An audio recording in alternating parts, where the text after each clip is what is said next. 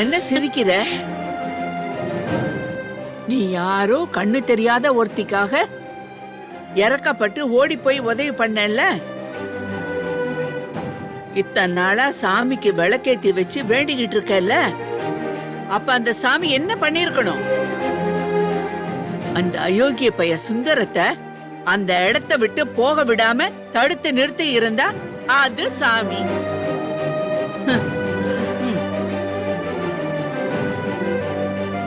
பாட்டி, நம்ம இஷ்டத்துக்கு ஒரு விஷயம் நடக்கலன்னதும் சாமியவே சண்டைக்கு இழுக்கிற பாத்தியா? ஆமா, சண்டைக்கு இழுக்கிறேன். நீ வேற போ மீனாட்சி. எனக்கு அவ்வளவு கடுப்பா இருக்கு.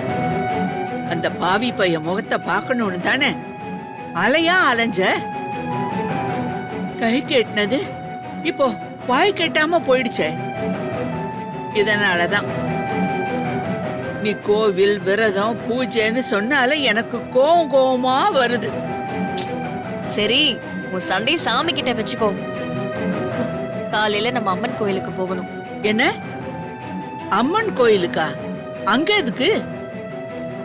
சுந்தரம் என் கண்ணுல பட்டா கோயிலுக்கு வரத வேண்டிக்கிட்டேன். அந்தாலும் என் கண்ணை பட்டுட்டான்ல, போயிட்டு வந்துரு. கண்ணுல பட்டு என்ன பிரயோஜனம்? பாலு கடற குழந்தைக்கு பொம்மைய கொடுத்து ஏமாத்துற மாதிரி தான். அந்த அயோக்கிய பயல கண்ணுல காட்டிட்டு கை விட்டுருச்சு அந்த சாமி தான். பாட்டி, நீ கடவுள் கை விட்டுருச்சுன்னு நினைக்கிற. ஆமா, ஆனா நான் கடவுள் நமக்கு உதவி பண்ணிருக்காருன்னு தான் நினைக்கிறேன். என்ன பாக்குற? இத்தனை நாள் அந்த சுந்தரம் எங்க இருக்கா, எப்படி இருக்கா, இருக்கானா இல்லையான்னு கூட பல தடவை நான் யோசிச்சிருக்கேன்.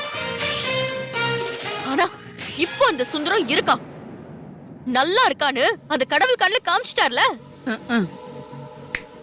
இனிமே அந்த சுந்தரம் என்கிட்ட இருந்து தப்பிக்கவே முடியாது, நிம்மதியா வாழவும் முடியாது.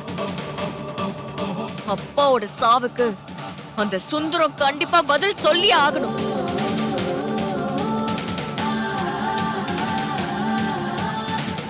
என்ன ரொம்ப கஷ்டப்படுத்திருக்கான்.